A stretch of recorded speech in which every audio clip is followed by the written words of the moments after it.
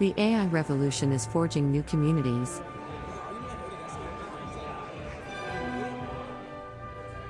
Over the course of 24 hours, hundreds of hackers assembled, building apps through the night, using the latest GPT plugins. Over 60 teams competed to unlock the potential of AI, driving innovations for the world. With a library of algorithms from the heart of San Francisco, witness an explosion of new ideas and a community of builders. In the early days of cognitive cloud computing, this is the age of AI.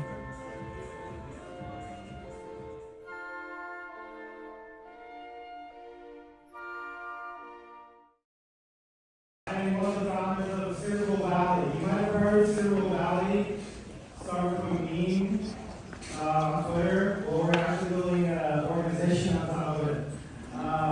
We're a community of AI builders and founders based in San Francisco, and we essentially just organize events like this for the AI community. We host co-workings, hackathons, happy hours, technical workshops. So first off, thank you so much for coming to our GPT plugins hackathon. We hosted an AI for Good hackathon here 2 weeks ago, so to returning members, welcome back. To the new members, welcome to our hackathon. Shaq team was very generous to offer us their space this weekend. This is a co-working space that they're building. I will give you more reminders about Shaq team later, but as a heads up, please keep the space clean. Treat it like your grandma's house. This is a very, very beautiful space. We do not want to mess it up. Thank you. So first off, a quick word from some of our sponsors. First up, Media. Thank you. Hey everyone, I as someone who from the Hackathon weeks ago, my name is Dan Salesco, and we work at the free. Very happy to sponsor this event with 6 months of free credits for Mediate for the top winners, and we are a recommended database, open source, also with a SaaS offering that we give a 6 months ready for, graphical interface, and we interface also with OpenAI over here through modules, and we hope you can do something amazing with our database. Thank you.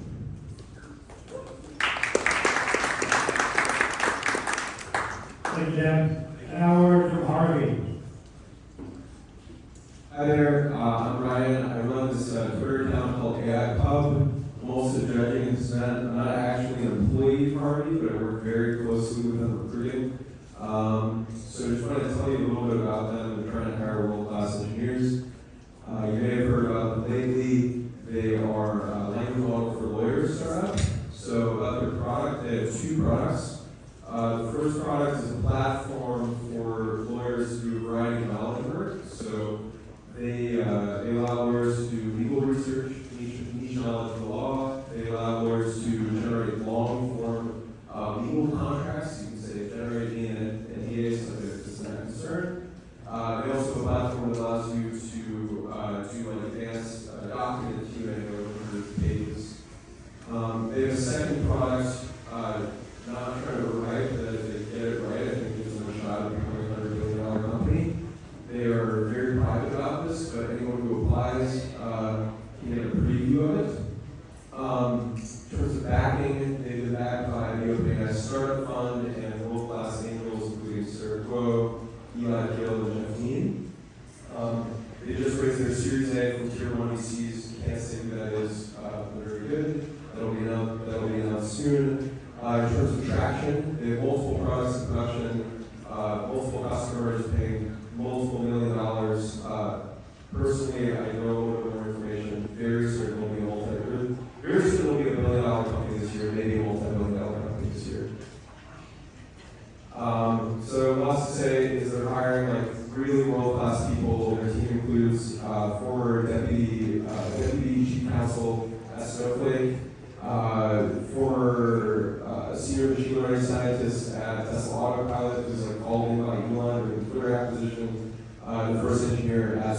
So looking for like super world-class people, paying really insane equity, 1% plus.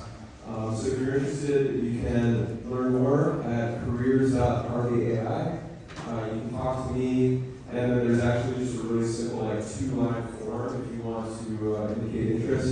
You just go to bit.ly/harveycareers. Thank you so much. Thank you very much, and thank you everyone who sponsored. If you're interested in helping out, doors are very open. My name is Lucas. As you might have seen, we had over 1,400 people names for registrations for our article. We actually wrote the site, and then we have about 120 people here, which I'm told is positive capacity. So definitely treat this place like your grandma's house. So if you see something spilled, if you see something dirty, but organizing members clean up after yourself and other people as well. Right now it is 11:46, so hacking will end tomorrow at 11:45, and then judging will start promptly after. So you have 24 hours. You are of course welcome to stay here.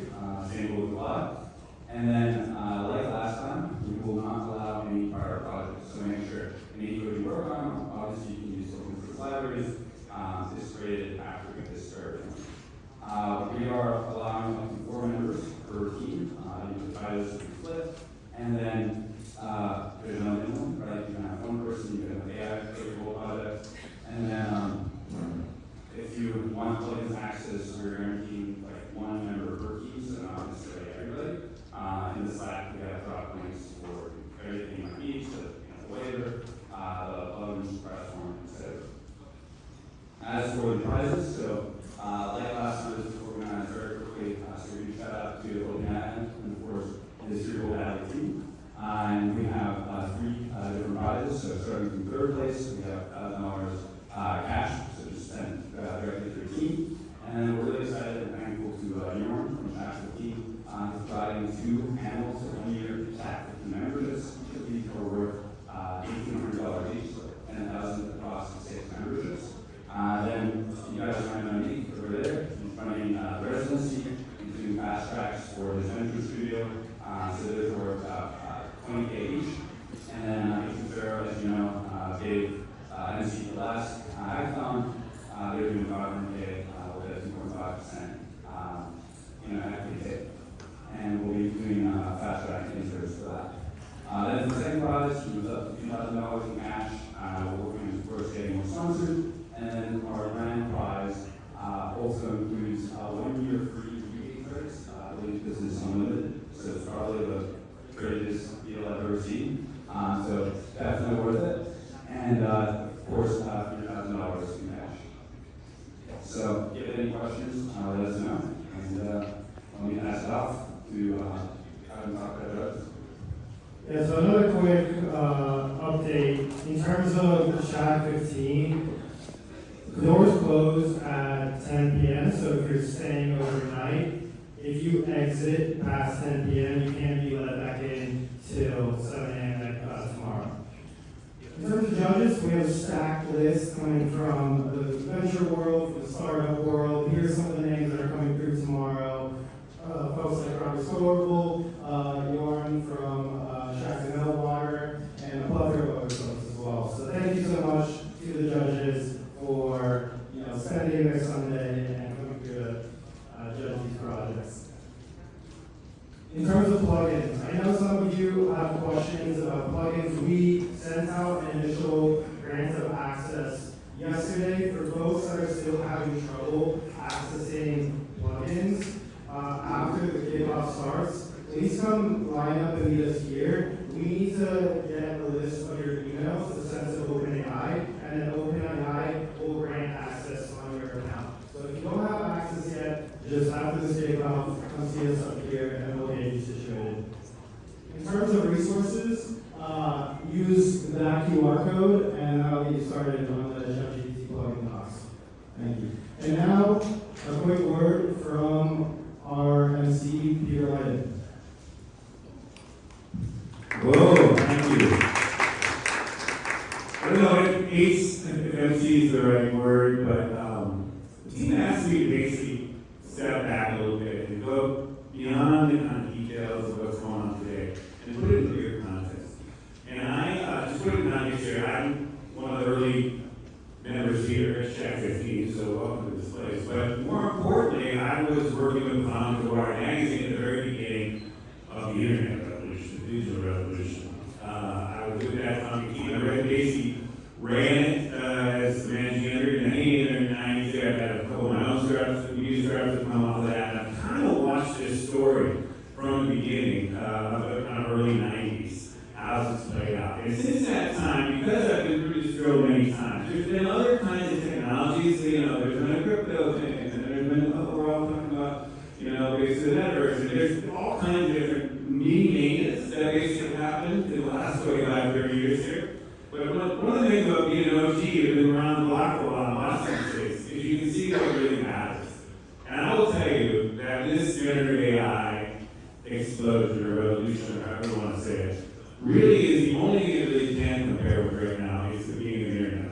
And there's a lot of parallels that are worth kind of going through. Briefly here, just to remind you what a big deal this is, actually.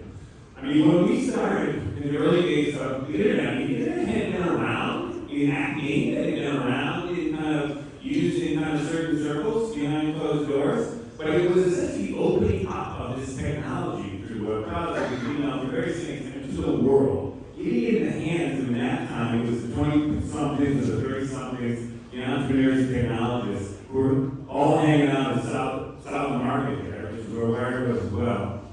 It was that crew that finally unlocked the potential of it and just blew it open and gave it incredible excitement at the time. And at the time, we had all kinds of people saying, oh, it'll never be a big deal. All the newspaper industry was kind of making stories that happened and everything's never going to really matter much. And the media industry, of course, there's no newspaper industry right now.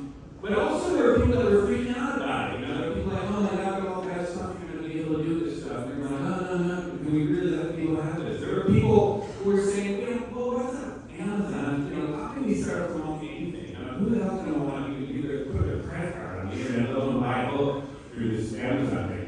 And so it took essentially people at the beginning there, but it wasn't the folks, your crew, the kind of young technologists, the young entrepreneurs who were kind of getting their hands in this. They were not listening to all the kind of craziness going on. They were just starting to make this stuff work. And of course, we kind of watched how this thing has just transformed the world in the last 25 years. It's not a handful of people playing with it, again, literally it's just all the world, everybody's hands all over the continent, planet. And I think you gotta get reminded, you are in that early time right now. Honestly. You are fine. We've had AI in the background, like companies use it. We've had, different people, kind of research organizations. You could talk about its potential implications to society, but people just didn't kind of get it until now. And it's basically getting this tool now into your hands and letting you folks run with it, and letting you folks really kind of push the boundaries of it, push it as far as it can go, and it's really going to what's really going to happen. And what's happening is we're getting the same kind of look. You're getting people that are saying, it's not a big deal. You're getting people saying, oh my God, it's going to be the end of civilization, we got to shut it down. You got people saying, who are these little companies who cares about it at some level? Like, we don't know anything about them. How are we going to launch anything? We're getting a lot of these parallels now. And I would just say, keep your head down right now and push it as hard as you can. And we are going to be grappling here to check actually with your crew without people. We are going to do a series in the evenings in May, June, and July, in which we wrestle these big questions. Like, what are the real implications of this technology? We're going to be the ones, people from any networks, OGs, people from your group, are going to really work it through. Like, what are the real implications of this? We're going to look at what is the true potential of this stuff. I mean, how far can we push it? Use these tools. Maybe, realize democracy, solve education, all kinds of things that have just been bogged down in myriad problems right now. And we're also going to be looking at what we're calling the real risks. There are risks. We've got to deal with it responsibly. But there's no reason to shut down this thing at this time. So I just want to remind you, as you kind of back this weekend kind of doing that, there's going to be a lot of fun in this space. There's going to be a lot of money to be made. A lot of you guys are learning these things are going to learn it. They make a lot of money over time with people who link their careers. But really think about how important what we're doing is really, really important work. Really important work. And I will tell you, I'm going to go one last notch on this AI thing. Because when we internet arrived and kind of people finally got computers interconnected, we talked democratized digital age, using age, not a digital era, a digital age, is opening up a threshold of what human beings can do from now on. It's going to be digital everything, computerized everything, interconnected everything. And that was the way we talked about its import. Well, I would say you are opening up in the very early days, essentially the age of AI. I mean, this is going to, it's not just an era, it's not just a real fad, it's going to get trend, it's not going to just be a little bit 10 years ago. We're opening up. We are essentially a new era. We're crossing a threshold that human beings are able to do now. We're going from, we had a big moment there where humans had physical and mechanical machines that took our physical power and amplified it and allowed us to kind of create the industrial revolution and all. We are finally now crossing essentially human intellect. Power that always needed human brains, we're now mechanizing it, we're automating it, we're turning it with machines to do this. That is a threshold that humans only go over once, and they never go back to that. From now on, humans are going to harness AI, increasingly better and better and better AI, but we're not going back. And so you are in the very early days of this thing. So as you kind of play with whatever you're going to be doing today, you think about your own career, your own impact, think about the bigger impact of what you're doing. You are leading us down an amazing journey. You are crossing a threshold here, and we're really in for a big ride. So let's all buckle in, and let's kick off this hackathon. But keep in mind that you're part of something really big. Thanks. Thank you, Peter. So, as mentioned, feel free to start coding, starting now. But before we do that, a quick round of applause again to the sponsors. Thank you so much for making this happen.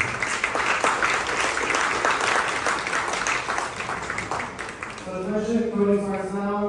We're going to have a few announcements throughout the day. If you need OpenAI access, just come to the front. And then there's also fine building that was necessary to mention. Thanks. Anyway, I'm Corey Walking. We have been overwhelmed with new signups for the last 2 weeks. So if you're already a Content customer, that's great. You can sign in and use your account. If you're not, you want to set up for free today, please do, but please use your work email. We're going to have so many people signing up, we're actually having to kind of gate some of the free email services. So please use your work email to sign up if you don't already have an account. Thank you. Thanks, Corey. All right, let's get started. Thank you.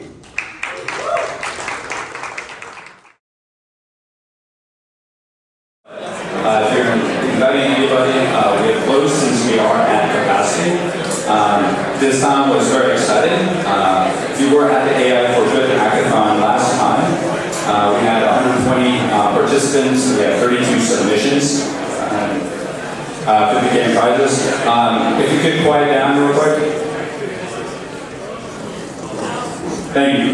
So today we had over 1,400 people sign up on the particle. So we accepted about 200 that ended up showing up. We had a lot more, actually well over 280 come through. So that's more than double last time. We also had over 62 projects. So that's also double the submissions. So I believe this is the biggest AI, biggest GPT, biggest just hackathon period, especially post-pandemic, and in this wonderful location. So before we kick it off, I wanted to hand it off to our wonderful judges for them to introduce themselves. So kick it off, Jordan. Hi everyone, my name is Sherwin. I currently work at OpenAI, running the team that builds our developer products. And so for any of you who use our APIs or playgrounds or plugins, my team kind of works on those. It's obviously really exciting to see all the cool stuff being built here. But yeah, I'm really excited to see the presentations, and if anyone has feedback on OpenAI, you guys definitely reach out to me. Hi, my name is Brittany Walker. I'm a principal with a venture capital fund called Charles River Ventures, CRV. We invest primarily in early stage technology companies at the seed and Series A stages. And I'm focused almost entirely on AI these days, just given the sheer amount of activity in the space. Particularly excited about opportunities in AI infrastructure, and really excited to be here and see the incredible projects that you guys have built over the past couple days. I'm Robert Scoble. I had a famous tech blog covering innovation for decades now. Siri was launched on my show, so I've been covering AI since the beginning, and now I'm building a new show about AI first business thinkers. Hello, my name is Yuri Shin. I'm the founder of GPT and Meltwater and some other companies.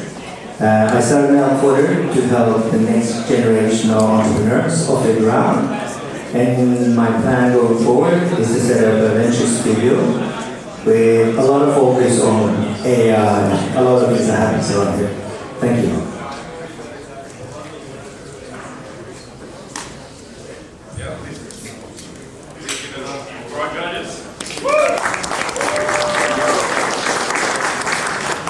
Without further ado, we're going to start off with Bobbins. Hi, I'm Charlie. I'm Nick. And I'm Darius. And we built bot wagons, what we imagine as the future of the plugin ecosystem.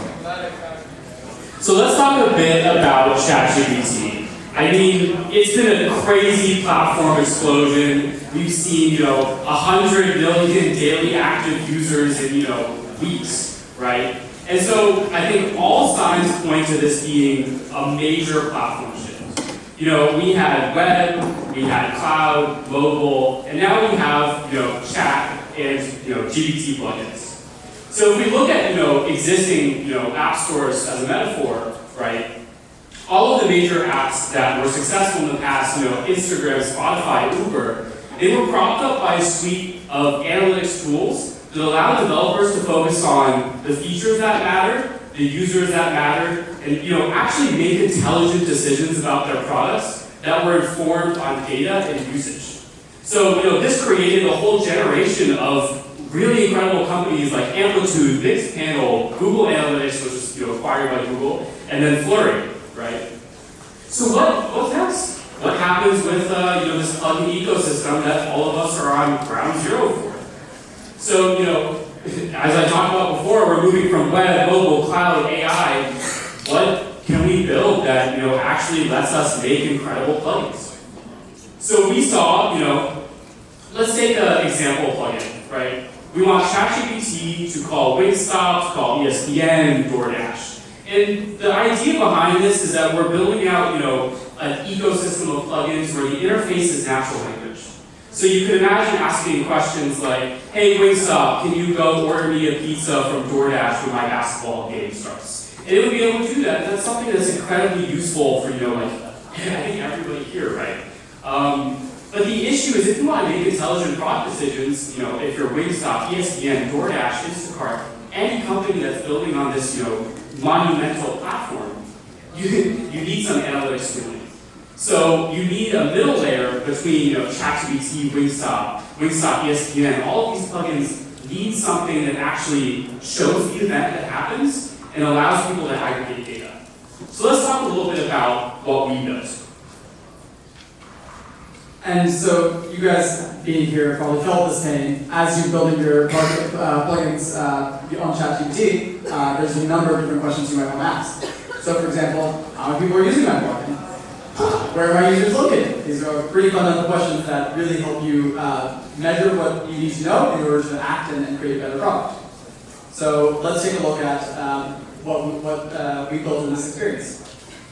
So let's walk over to the demo. And so let's go to that first question we just talked about. What do my users look like over time? So this is the front end for botlets. So here we're changing the start and end times for the period we're looking at. And you can see in real time we're using Druid, which is a real-time OLAP backend, to be able to update and see this up and to the right, maybe a little more to the right in the future. Another question, where are my users located? And so we're grabbing a bunch of this information from the headers from OpenAI, and we're able to see, hey, we have users in Texas, we have users in California, and that really helps us target the type of app we want to build. And there's a ton more that we don't really even have time to get into, but another type of event is a custom event. So let's say I have a bunch of different endpoints on my app. I have a hamburger ordering endpoint, I have a pizza ordering endpoint. I need to understand, well, which is more popular, which really helps me target what I should invest in and maybe potentially deprecate. And you can see this massive table of additional parameters and fields, and all filterable and visible in real time. And so if we go back to the architecture diagram, so there's a ton of tech that actually has to go into getting this built. I know you guys have worked with big data before. We really optimize for robustness and speed, but also for simplicity in the developer experience. So for the end developer, all they have to use is this bot analyst SDK, which is a Python package, and there's a very simple set of lines where they can just pass in that single line whatever additional parameters they want, and then there's a bunch of automatic headers that we automatically pass for, like location and top languages, and expose that to you without doing additional work.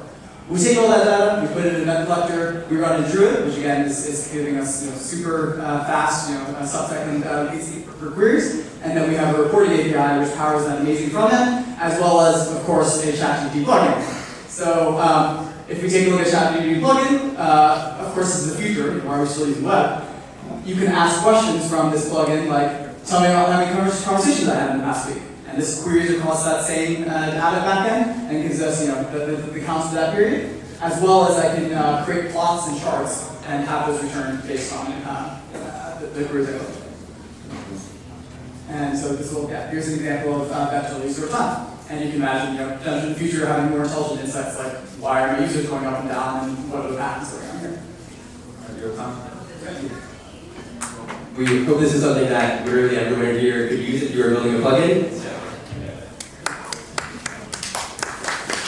If you check it out and run it, read it, or check AI, please feel free. Thank you.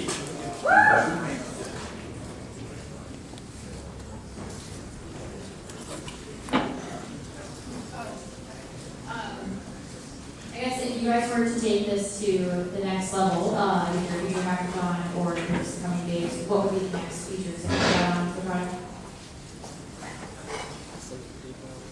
Yeah, so I think there's a lot of natural steps that we can take here. I think, just a very early one, we want to build an SDK for all the languages that people, want to build plugins on. I think the other thing we would really be interested in is making our text to SQL pipeline much easier. So, you can actually ask really deep questions about your data in that ChatGPT plugin that we built, and be able to answer those questions from that database analytics.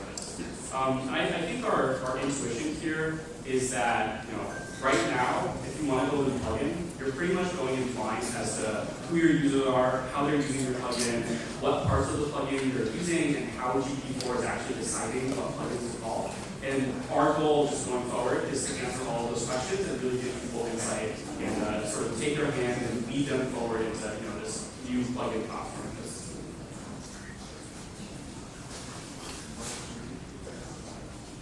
So I'm assuming the integration right now is kind of like beholden to the data that OpenAI is sending to plugin servers when they're making calls out. I'm just curious, if you guys had an Hackathon, like what type of data set would you love to see passed as well?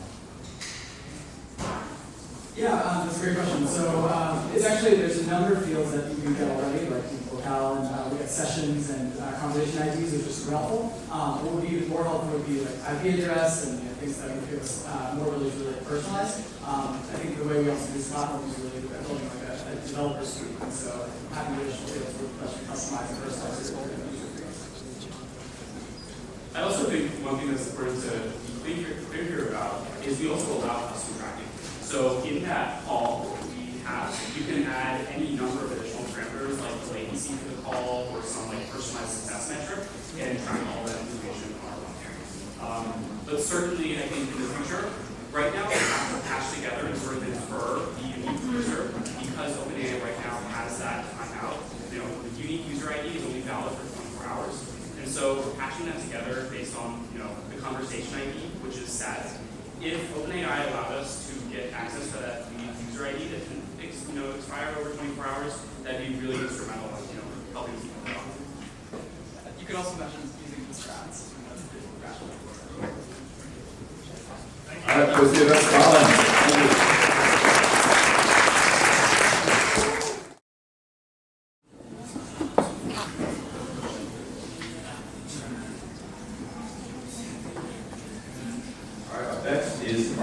GPT. Give it up for Marvin GPT.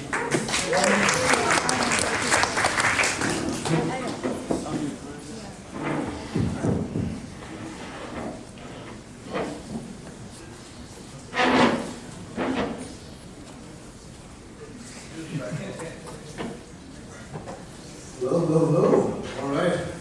I cut the song out, but today I'm feeling sad. I'm really concerned that AGI is going to take my job. How will I make money? How will I buy a Tesla Model S?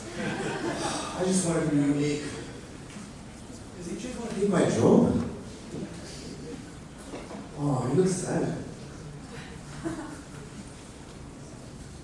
I understand that you're feeling sad and concerned about the potential impact of AGI. And now here's the answers. We wanted AGI to be tailored to us. We want GPT to really understand us. How many times have you altered with the prompt just to make it seem like this is how I'm feeling and I want you to respond in this way? You don't need to wrestle with prompts anymore. We came in with a system called Marvin GPT that understands your emotions, that's privacy-centric, and that's expandable. It can talk to any LLM right now. The way this works is pretty simple. We use facial features, we want to expand tone analysis, and we want to use other modalities to understand non-verbal communication.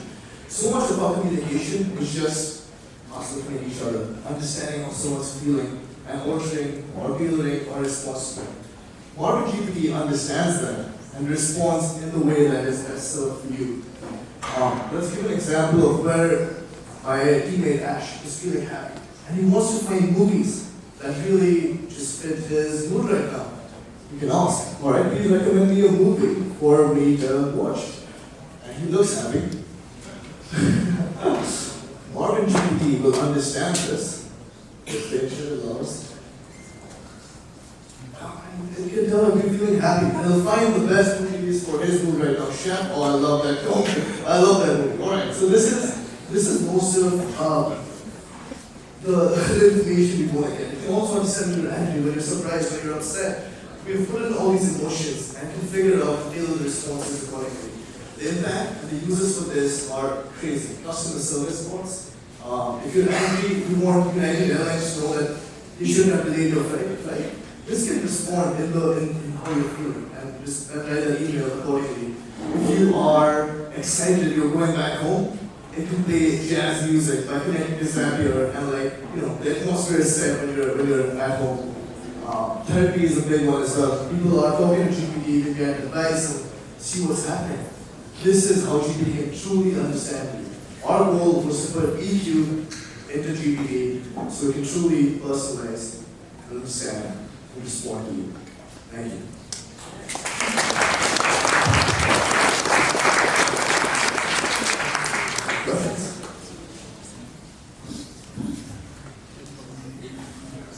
And how many emotions are you able to recognize, and what kind of technology do you use to recognize those? So right now, our goal is to be privacy focused. We don't want your personal, facial features, facial data to be streamed somewhere else. So we found on-prem machine learning models which can understand facial features. And right now we can do 8 facial features very easily on the Mac. And I think we can add more to it. Yeah, we actually looked at many models. Microsoft is a big one, but even Microsoft knows that there are problems with using, facial information.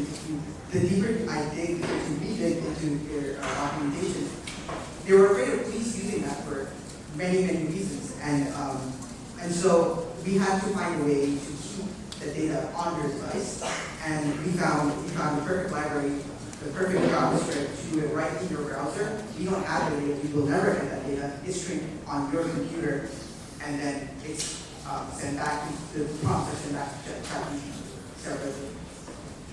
To answer your question about the number of emotions, like you said, the emotions, one thing that we go with this in the future would be adding more nuance and variety of emotions. For example, nervousness, anxiety, stress, that's where we want to go with this. And how do you think of monetizing this? We we see this as something that models come to us for. All models need additional context. If you want personalized tailored results, you need context. We want to use this privacy-centric modern GPT that provides this context in the most safe, secure manner for the business. So I trust modern GPT to provide this data, and when LLMs come to us, we monetize by charging an API fee, and that's our consumption. My question's around so for this demo, obviously it's running on your local computer and it's how do you imagine this deployed on customers' computers when this is an actual product? So right now we have with Apple new iPhone. Last 5 iPhones have had a machine learning chip already installed. Our goal is to find a low energy machine learning model which can provide enough data that provide additional context. So the context doesn't need to be limited to just emotions. It can be situational awareness. Why this person is currently in China and this person's feeling this way, but you should, if you're feeling hungry or it's time for you to eat, so you're feeling hungry, you should go to these restaurants, or you connect your Apple Watch at one point, get healthy. So your heart rate is really high. And you look at certain, you actually provide this data to a model in the most privacy-centric manner. And next time. Like mobile on device. Yeah. One of our priorities is definitely privacy. So whatever mobile on device seems to be one out, I can ensure privacy for users. Yeah, no, I just wanted to say, you're right, phones these days, iPhones, you do have their own real and we can train it on data. And today, we live in a data. Thank you.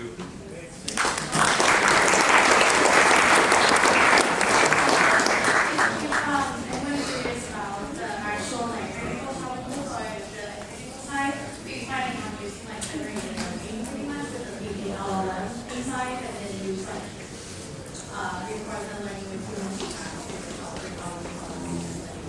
So yeah, thank you. Thank you so much.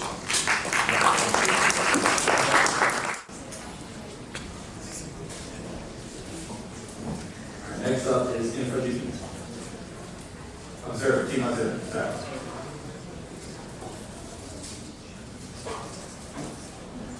Awesome. Hey everyone, thanks so much for being here. I'll give you a couple minutes context and I'll hop into our demo. So we're Team Observe and we built a plugin called Observe. Next slide, keep going. So this is not new news. Every business is trying to use LLMs. And these are just examples of some we see. Stripe trying to leverage it in their user experience documentation. Duolingo trying to use it in their app to deepen the conversation. Shopify trying to use it in their app as an assistant. And this is great when it works. And the responses are fine and it's giving you what users expect.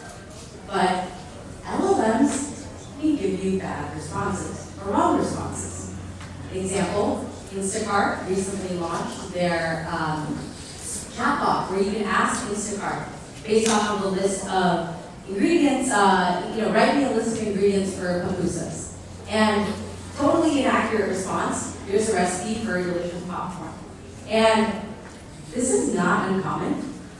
Everyone knows about hallucinations, they can give inaccurate information, they might not even answer the question. And the question is, how do you know how to go fix when your LLM's not giving you the right response? And that's a pretty hard question to go to troubleshoot. So what we built over this day was a plugin that can help you understand problematic or bad responses. And the way we do this is just give you an example. Here's a prompt where you sent in, what are good headphones to buy. The response might be something with really low rating. And the user types in, well, this is a really horrible recommendation. Most reviews say it breaks within a year. I'm really disappointed. How do I find these types of bad responses or when the user's upset with what we gave really quickly? And so with that, I'm going to hop into a demo of what we built. So, perfect. Demo here.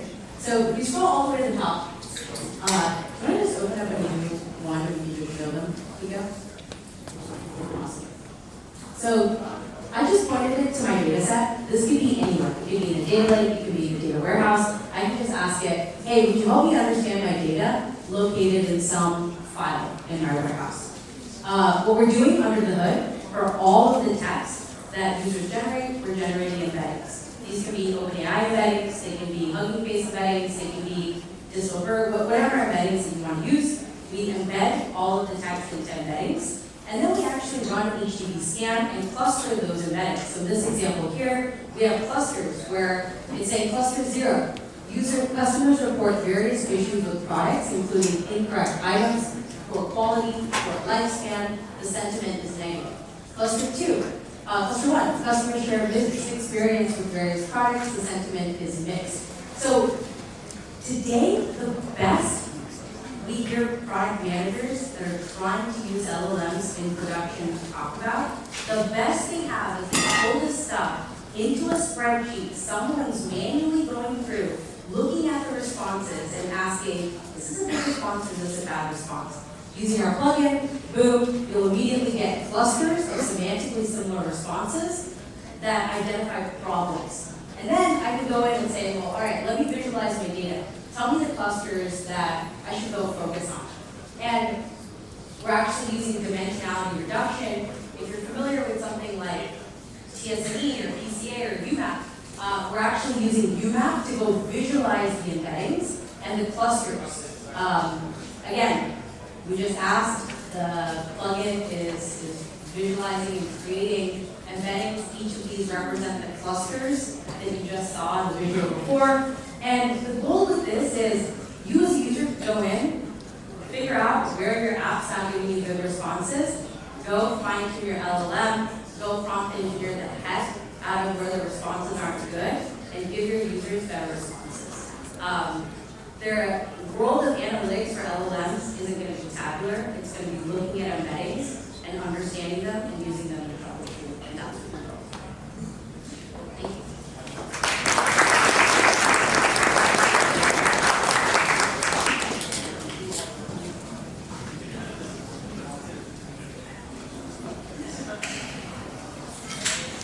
I'm not sure I really understood how you're catching bad responses or how you say how do you simulations. Could you elaborate a little bit on that? Yeah, that's a great question. So what we're doing under the hood with our clustering algorithm is we're grouping together semantically similar responses that a user is giving. And so you have a group of responses. I'll give you an example of someone we've been working with that had an issue where they had a group of responses that were all in a foreign language. The model was not able to give good responses to something that was sort of this, in a foreign language, didn't know how to interpret it, and it had really low acceptance rates on the responses. And part of the complexity of your question is that the problem length is different for every application.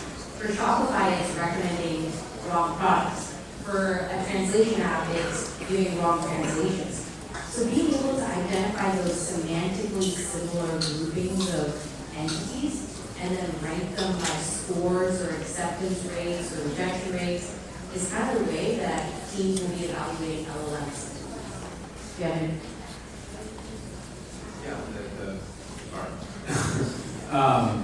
Yeah, basically the way that these are going to be successful is you have to understand that both the model that is going to be extracted the values from is gathering information from the data. So you're not only inspecting the data, but you're also inspecting your model. How your model is understanding the data. Data could be perfectly fine, but your model understanding of the data by default. So with this technique, you can group those either build data or flawed understanding by areas in the space and act accordingly. If you're monitoring, you have budget to train 1% of your data, you can do so very focalized and get more results from your answer. Any other questions?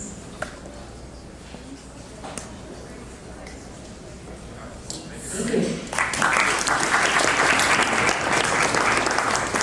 Microsoft is the infra GPT.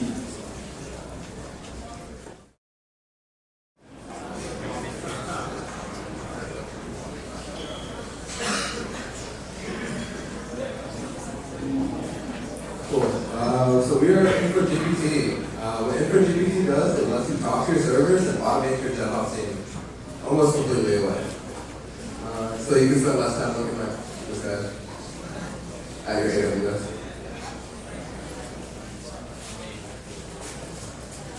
I'm Ryan, I work at SpaceX. And I'm here. Hi, I'm Randy. I work at AI at Apple. I'm Tejas, I do AI Tesla. Cool. Quick show of hands. Who has worked on DevOps or with a DevOps engineer? Raise your hand. It looks like at least half of the room. So at least half of you know that DevOps, including continuous deployment, integration, and maintenance, can be a bottleneck in your company. Average company uses 110 SaaS apps, a lot of which are DevOps tools. You can see the short list on the bottom there. Most companies have not mature DevOps practices, and DevOps is a bottleneck for a lot of companies. Opportunity here. DevOps is huge. Half of the room has used it. Big market in terms of DevOps tools, services, and products. There is a large 250,000 DevOps engineers that are needed in the US alone today. The current problem. Yeah, so this is what a lot of workflows today look like. It's pretty tired. There's a shit ton of stuff to run. There's a bunch of commands, a bunch of CLIs that no one knows how to use, and so you need like 20 to 30 people at a big company. At a small company, you still need way too many people. And so this is our approach, which is wired. We basically have a plugin that has direct shell access to your servers that's running your API. So if you're using EC2, for example, you would have complete shell, like our plugin would have complete shell access and it could run whatever it wants based on your input prompts. Like if you're saying that why is my app slow, you know, it might choose to go see what's in disk, how much disk space there is, how much memory there is, how much CPU there is. Yeah, it's completely self-prompting. It installs no packages and exits it as well.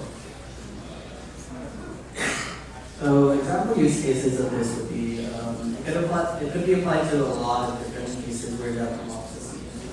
For example, you can automate ML infra-ops to train, monitor, and fix, and also automated QA testing. Like you have a test that you need to do this case. Ask the ChatGPT to actually make a test and run it, or you can do server diagnostics, or debugging and performance, benchmarking, and much more.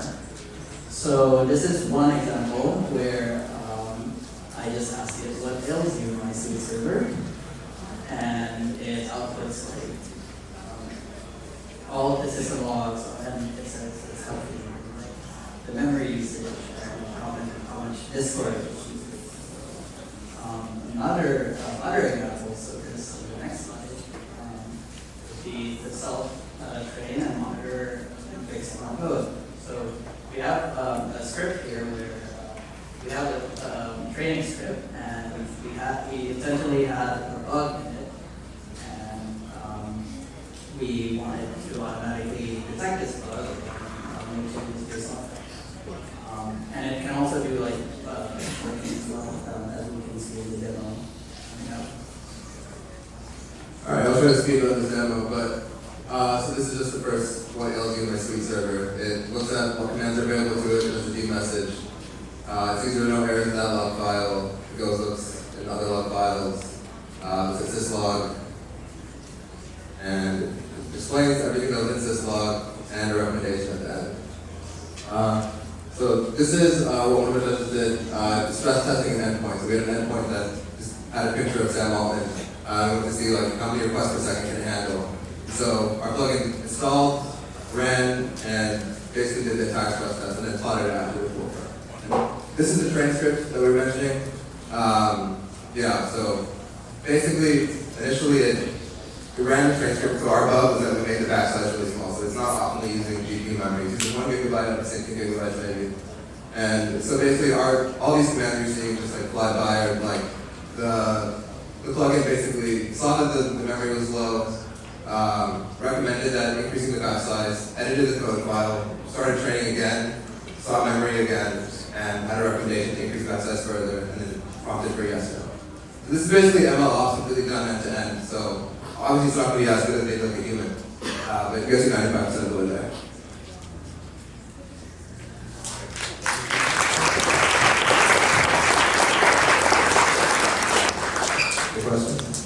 Yeah, so I think the initial use cases you showed were more around like reading data, like looking up disk usage and like memory profiles. The later examples, like running the ML pipelines, involve mutating data and like potentially like doing like dangerous operations or running code. How do you envision, like the user interaction pattern there?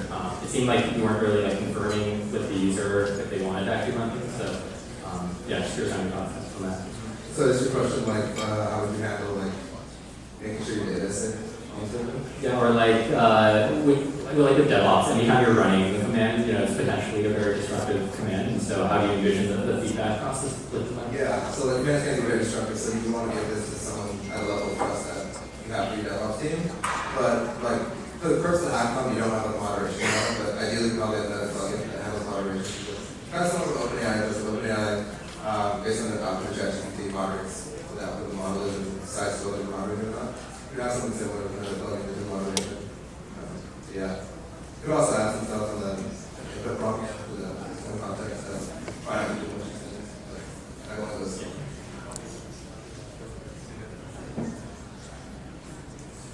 You outlined a number of tools that folks typically use in the context of their DevOps processes today. Would you see trying to like integrate any of those tools into the plugin and like working alongside them, or do you think that this would be like a one-stop shop that replace all of the other systems that you're using? So it doesn't really replace, it just automates the control of. So let's say you're using Kubernetes and your Kubernetes logs, like our system would be able to go like look at those logs. So let's say time interval, if you're out at 5:30 for Kubernetes, the log between like 5:20 and 5:50. It's something you would do by itself based on the system context you give. Because like one of the problems we ran into was that it would output too much. If you did the entire log, but it would be way too much context, right? So we specified to like if your expectation is that output's gonna be really large within that time interval, so that helps.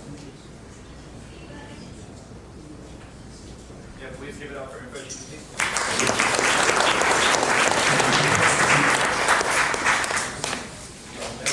Is Ed and Jason. And I'll show you, but first thing I want to do is kick it off because it takes minutes. So this is about providing high quality, high production value educational videos to someone understand about whatever topic they want.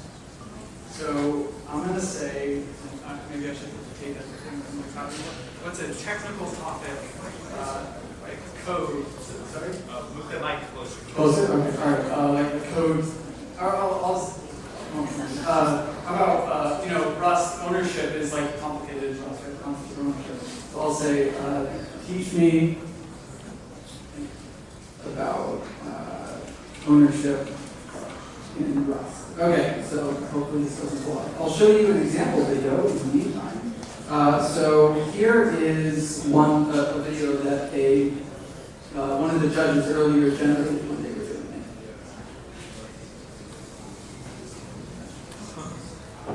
Evaluation method called discounted cash flow, or DCF for short. So buckle up and let's get started. So what exactly is DCF? Well, imagine you're a time traveler and you have the ability to see into the future. You can see how much money an investment will make over the next few years. But there's a catch. Money today is worth more than money in the future. DCF is like a time machine that helps us bring future cash flows to the present and calculate their value today. To perform a DCF analysis, we need three key ingredients. First, the free cash flows, which are the cash generated by the investment. Second, the discount rate, which is the rate we use to bring future cash flows to the present. And third, the time period, which is how far into the future we're looking. Calculating DCF is like... All right. So all that we typed in, and the judge can tell me exactly what it was, but I think it was something along, I won't screw up, but it was something along the lines of, teach me what discounted cash flow is, or something like this.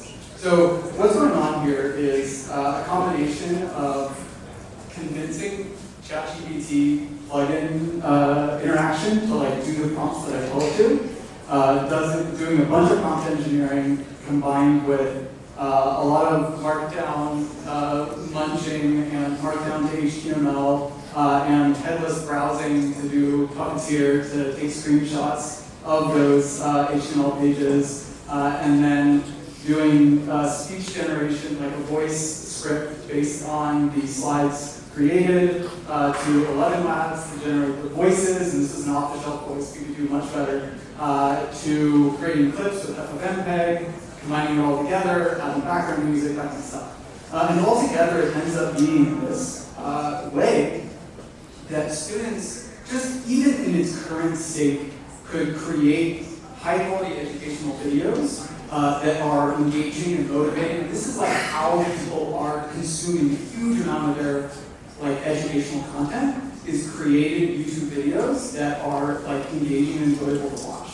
And so one thing that would be a really cool way to extend this would be to add a GPT index or a vector store that would be a representation of the user's personal educational path or what they actually know, and then they could just type in hey, teach me about this thing, and it would be entirely personalized to their education and create this quality of content directly. And our demo finished here, our thing. So here it is, ownership and Rust video.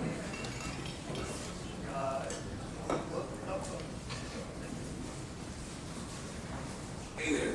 Today we're going to talk about a super important concept in the Rust programming language called ownership. Buckle up and let's dive in. So, what exactly is ownership? Well, think of it like a library book. When you check out a book from the library, you own it for a while, and you're responsible for it. In Rust, ownership is all about who's responsible for a piece of data in memory. It's a key concept that helps Rust prevent memory leaks and nasty databases. And the best part, ownership rules are checked at compile time, so you catch issues early on. Rust has 3 simple rules for code samples. I can't do code samples. Each value has a single owner. Kind of like how only one person can. In Rust, you can keep time. Next, we created a beautiful reference of 3, 2, 3.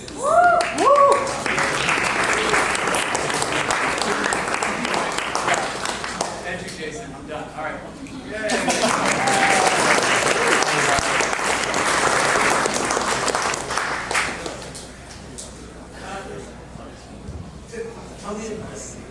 Again, how deep can this go? Because this is an interesting idea. I'm genuinely excited about it.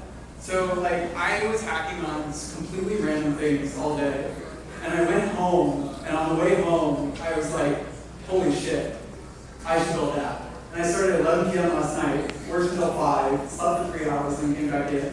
And it was it just came together. Some of the hardest parts of this was the prompt engineering, because ChatGPT wants to take your response from the API and do what it wants to do with it. And I'm sitting here no, I gotta figure out how to get you to do what I want you to do. And I don't know, I'm experienced with FFmpeg and GPT filled the gaps that I didn't have, and GPT-4 helped a lot with this project. It wasn't just me. Yeah, I mean, it's cool. I'm genuinely excited about it. You could do so much with just expanding who can learn. I want to make animations the man, pre-blue and brown type of stuff too. You can totally do that. It's not too far of an extension. This is just static markdown, but I don't know. I'm pretty excited. How long does it take to generate one of these videos? I think during this demo, maybe a couple of minutes. I'm curious what the long. Well, that was a live demo. I typed it in. We did it. I don't know, 3 minutes. I don't know, 3 minutes or so. I don't know. So I had to run the 11 labs requests completely sequentially because they kept canceling all my requests, and I did them in parallel. But by far the most expensive part of this is the text generation for the markdown and the script. And so it's generating at GPT-4 speeds. If it was 3.5, it would be 20, 30 seconds. And there's also the FFmpeg time, so I've had a better GPU. Yeah. Please give it up for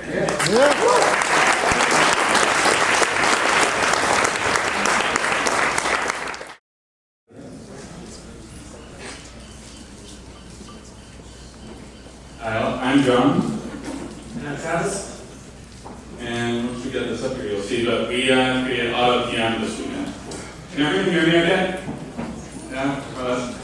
Alright, so AutoPM, our goal is to make the process of managing projects, being a project manager, as PM, seamless with language models. Part of that being generating the initial issues, but also assigning those issues to agents where it's possible. So let's look at what the problems are with using something like ChatGPT right now to manage projects. I find myself pretty often, if I have a new feature or even a new app, going to ChatGPT to ask it to iterate on a few features. I know, I said that.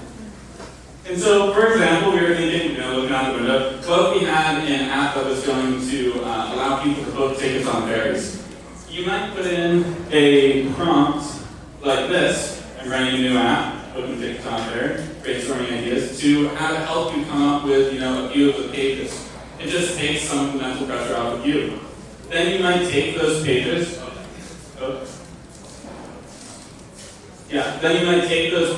copy paste them into a project management tool like Linear, Asana, whatever you got. You might take some of those issues then and further prompt GPT or go to AutoGPT, ask it to come up with full specs for that page, a user journey, etc. We think that this is pretty inefficient. Copy pasting back and forth, etc. So what we first set out to do is to make it possible to, from this interface, from the ChatGPT interface, send these issues to Linear. We integrate with Linear right now, but we're planning on more in the future. So, for example,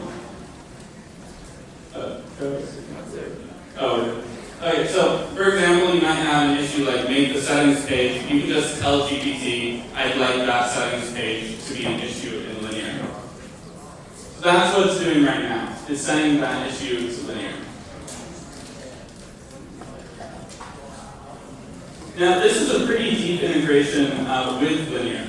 And it's abstracted, so we're planning on adding more in the future, as I mentioned. So once those issues show up in Linear, we're going to be able to do really whatever we want with them. We can add more, delete some, modify them, change priorities, etc.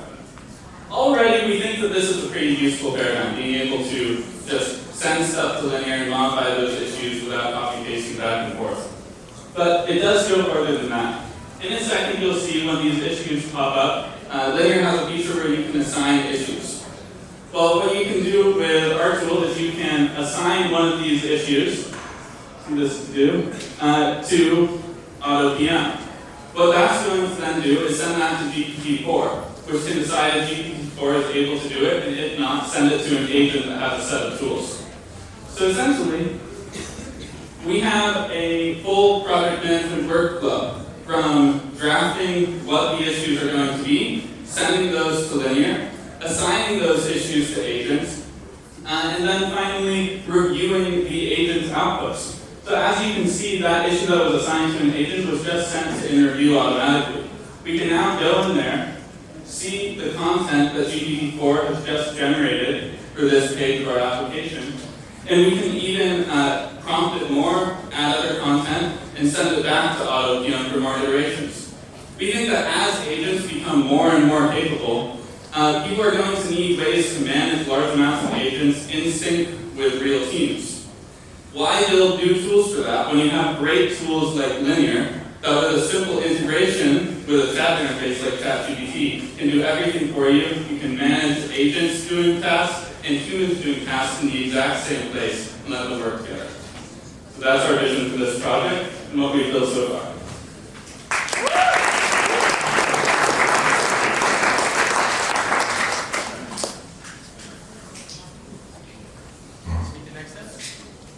Oh, sure. And as a last note, we do have a few things we want to add. We want to add vector-powered search, incorporating comments instead of being huge stuff in the description, and adding a few more tools for the agent. But this is a tool that we're already planning on using in our day-to-day, and it's something that we're going to open source in the next week or so. And so that's the plan. On the next page, we have our Twitter handles if you want to follow. We'll post when we open source it.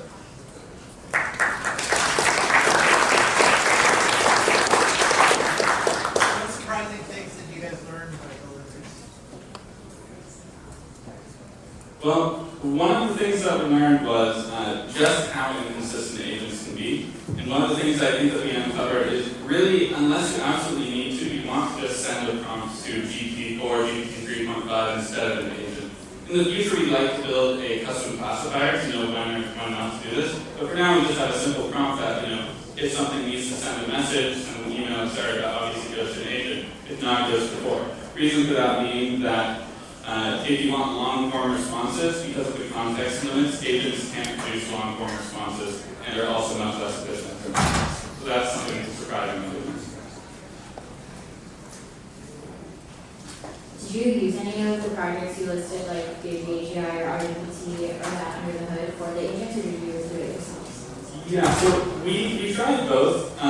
We found that for this project, I think that both of those projects are very promising in terms of what they might be able to do in the future, but we opted for having a more consistent experience rather than a more extensive experience in terms of capabilities. So we built our own with custom GPT-4 prompts and then just a lang-chain agent to handle things like that with tools. Just to touch on that a little bit, if we allow GPT-4 can have a confident answer, we prompt it so that it's, doesn't try to get it to not hallucinate and be pretty sure about whether or not it has a confident solution in place. And only then we hand it off to the customer. Maybe there's lots of hype around maybe AGI, but in our experience it just wasn't producing the kind of consistency and quality of the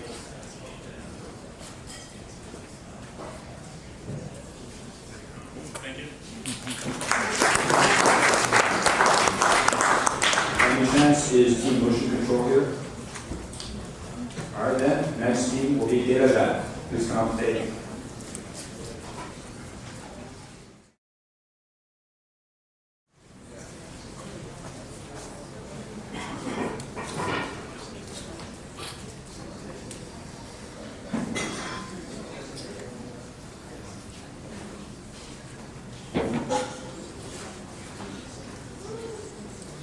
Hi everyone, we're Data Jack.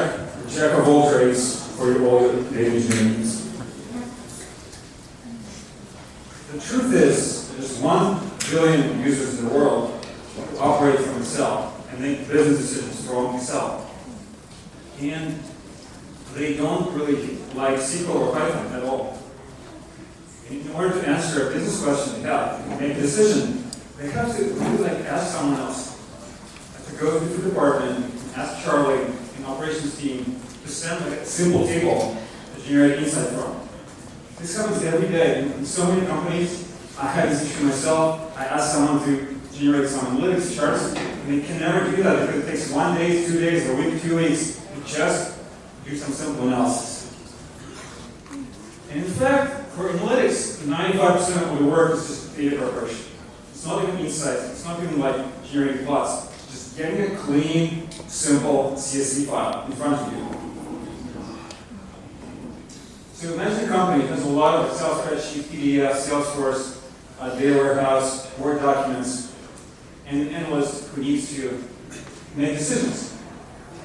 What if instead of 2 weeks, you could have converted a question and all the folders across the enterprise into a spreadsheet in 10 seconds?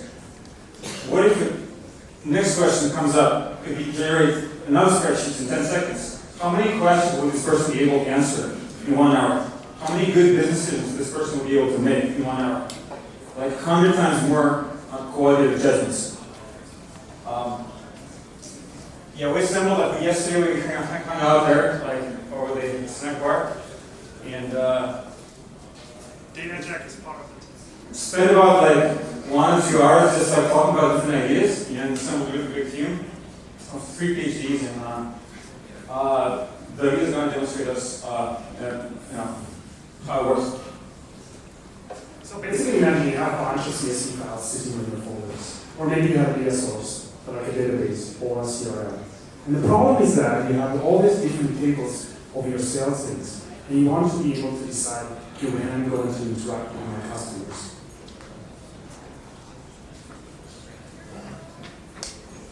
Here's what you can do is actually you can run a query. You can ask DataJack, hey, I have my CSV files here. Can you actually give me all the lead contacts, and I want to run them by the hotness. I want to reach out to them.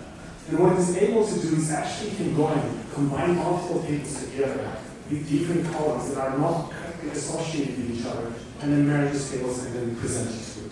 And then you can decide, okay, here's I have my customers, I have an interaction with the product that I discussed yesterday with them, let me generate a follow-up email and go and reach out to this. What we built is that it takes all the different unstructured data sets, including structured files as well, and then combines them into a unified data graph that you can actually ask questions and then build CSV outputs. So the output of this model is not just a random text, it's always a CSV that you can plug into your Excel.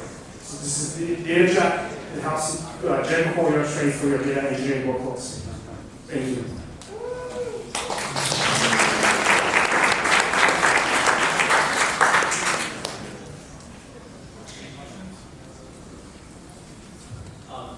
Yeah, so one thing that wasn't super clear to me is how is data tracking the data processing on the back end? Are you loading it into something on the server? Or are you like throwing it all to GPT-4? I'm just curious how that's working. So data is using GPT, which is a database for deep learning applications.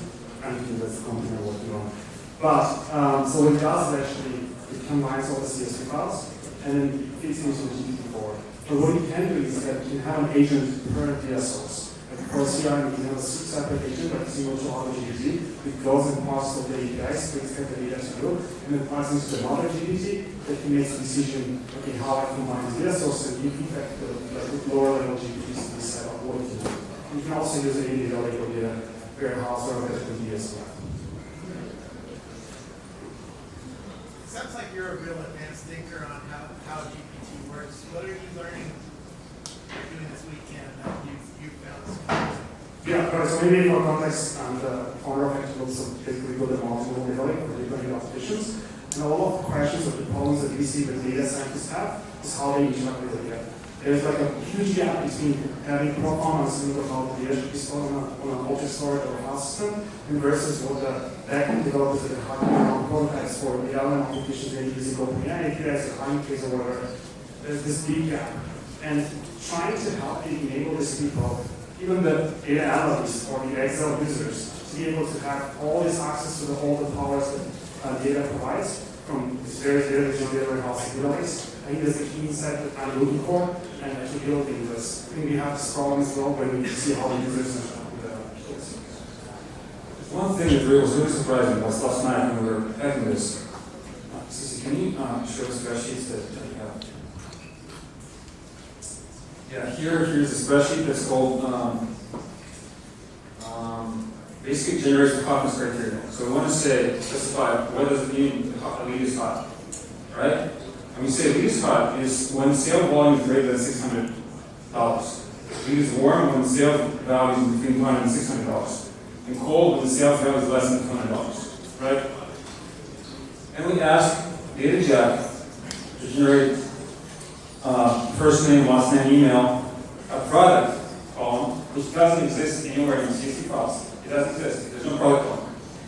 So DataJack goes into emails and calls, figures out that this lead is talking about this product, then takes a sentence, sales volume greater than 600, goes again to the call, figures out how much this product is sold for, and classifies this lead as being hot based on this verbal description across all of these CSV files. I think it's very impressive that this can be done, actually, right? So you can feature engineer on the fly, and you don't need to know the underlying names of what the schema, right? Names in these tables. So you can do a lot with this very simple setup, and we were able to cut this in like half a day. So I think GPT-4 rules, and like, thank you guys for OpenAI. This is amazing. Yeah.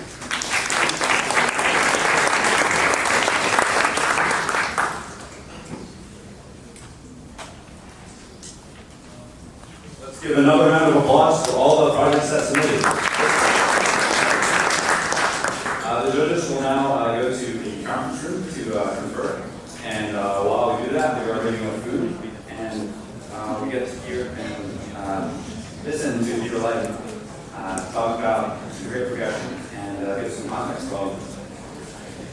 Hey folks, we want to just make one point here. As the judges are pulling off, because we got all you in this room. I kicked off this hackathon yesterday, I gave you the big analogy to what happened 25 years ago, a little bit over that, in the early 90s with the arrival of the internet. But here's the thing, and how many parallels are there. You got a world-changing technology coming out, you got a bunch of young folks, in their 20s and 30s pushing it as far as they can. You've got kind of people freaking out there, kind of spinning their wheels on what's happening. But here's the deal that I think we got to keep in mind, is what you're doing today is one level of what pushed the technology, but what's happening in the difference in the last 25 years is there are a lot of people who now have got a lot of, they understand how technology works, they understand how those little startups became trillion-dollar companies, they understand how things like social media kind of disrupted elections. And so this next round around generative AI, there's going to be another level of strategy that we're dealing with, and you should be aware of. And what we're going to be doing here in Shack in the coming summer here is we're going to be doing a series of events where we're taking people from your communities and coming through Cerebral Valley.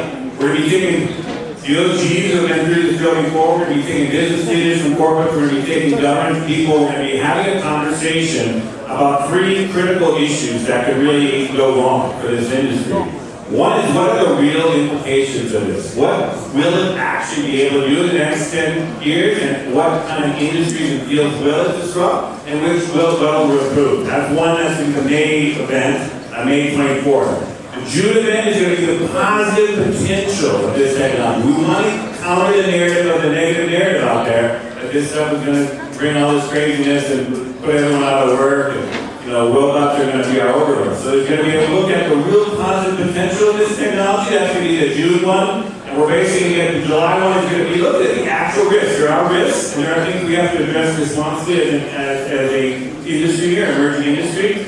But we have to head in early, because there's essentially a lot of people out there who are starting to freak out about this. There's a lot of entrenched interests, kind of legacy industries and things that are really getting worried. There's a lot of kind of governments, both in this country and abroad, that are starting to freak out about it and starting to want to shut it down. And there are even leaders in the tech community that are saying, oh, put the brakes on this kind of thing, which we got to counter that narrative. And so what we're going to be doing is doing this. We're going to have this meeting of the minds. You people are part of it. We're going to have other groups coming. We're going to capture it in media. We're going to get it out into the world out there, streaming off this. And we're going to have a kind of a way that we can actually come up with a response to what's happening out there, get ahead of this story before, in fact, things start happening in this industry way before we want it to happen. So anyhow, you're all part of this story. We're going to be doing this stuff. Stay in touch with the Cerebral Valley folks about how to get access to this series. And we'll be kicking it off with the first one in May 24th. There are evenings afterwards, beer and wine, more like a party, hang out, cross-connect amongst all these different communities. We want to connect beyond your community here into other communities. So do come to those ones, and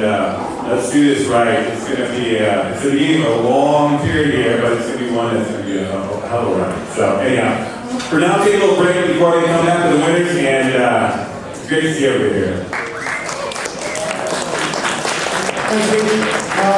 So the events he was talking about, just reach out to the team at Cerebral Valley, Ivan at cerebralvalley.ai, or Mike at cerebralvalley.ai. That's how you can find out more about those events. Right here's the QR code for the public vote. Feel free to vote which project on the stage you thought was the best one. The judges are not finding, there's going to be computers setting up. Hang around, the prizes will be announced shortly. Thanks, folks.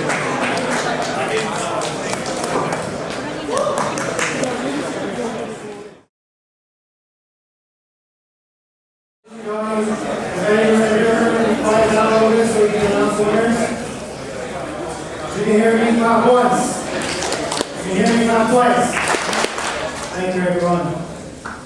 So first off, I want to give a big thank you to all the attendees here. Give a big round of applause to all the hackers that participated. Thank you so much. This community would not be possible without you. My name is Ivan. I'm one of the founders of the Cerebral Valley community. We are a community for AI founders and builders based in SF. We do events like this, hackathons, co-working sessions, technical workshops, happy hours, just anything AI related. We're trying to organize a community around it. So first off, Another thank you to Shaka's team for hosting us at this beautiful venue. Please give a round of applause.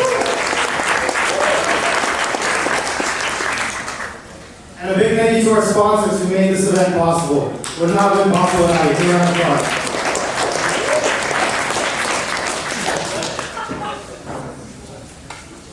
And another round of applause to the judges. Thank you to the judges. We took all the time out of their summit to come and see all the projects, so it would not have been possible without your time. So just a reminder of what is on the line. The first price is $3,000 in cash, 2 annual Shaka team memberships, 6 months of free WeDate credits, 2 annual, residency at HF0 Fast Track, and 1,000 replica credits. For the second and third prize, $2,000 in cash, 2 annual Shaka team memberships as well, residency in HF0 Fast Track, and 6 months free WeDate credits. For the third prize, $1,000 in cash, and same as the rest. Thank you to the volunteers as well for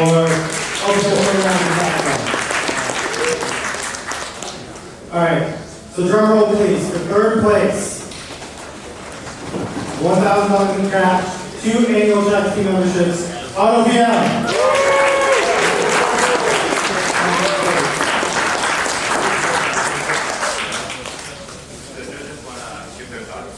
The judge will give their thoughts. Congrats, guys. We were really excited about the project that you pulled together. In particular, I thought it was great. You were solving for like a very clear use case, and I really liked the combination of the synchronous and asynchronous workflows with the usage of the agent running in the background. I thought that was super clever and something I could totally see a PM using to take some work off their plate, in addition to engineers being able to help augment that as well. So kudos on getting that done in just 12 short hours. Thank you, RPM. All right, so for the second prize, drum roll, please. Infra GPT.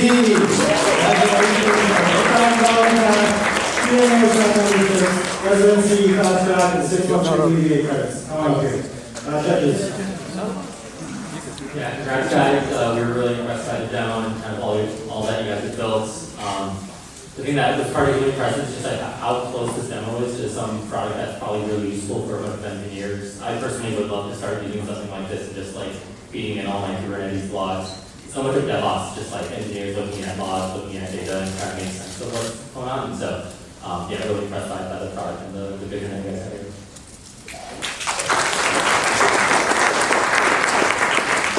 Thanks, guys. Thank you, GPT. Congratulations. All right, now for the main. Yeah, before we get to the first prize, just to keep you all in suspense, we wanted to do our honorable mention. So, Robert, if you want to go ahead. Yeah, we decided that Data Jack for the honorable mention, and did a great job of bringing unstructured data to our world. So thank you very much.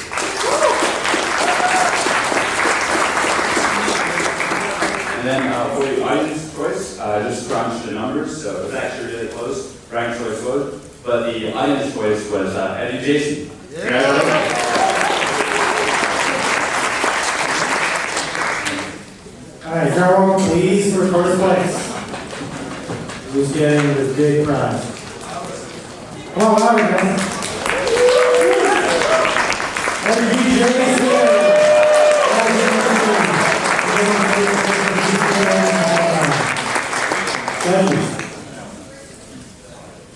Yeah, and all the judges were super excited about this presentation, in part because it was super creative. It was done in a true happy spirit. Started coding 11 p.m. Last night, scrapped everything we worked the whole day on yesterday. And it's also an idea with truly exciting opportunities. You can really create personalized education based on where you are, the skill set, and where you want to go. Very, very exciting. So, congratulations.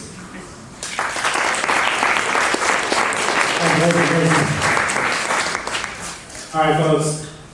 Give another big thank you to Jorn and Tosh and Shaka team for hosting us at this venue.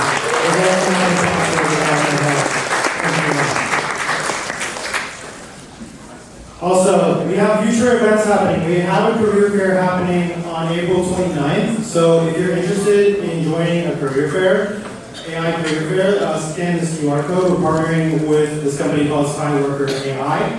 We have a few other events happening in the next few weeks. You can check out all the events at cerebralvalley.ai/events. That is cerebralvalley.ai/events. There's a link in that description, and you can click on that link, and that will lead you to the Skyworker website. All right, that is it, everyone. Thank you so much for coming. Thank you so much for being here.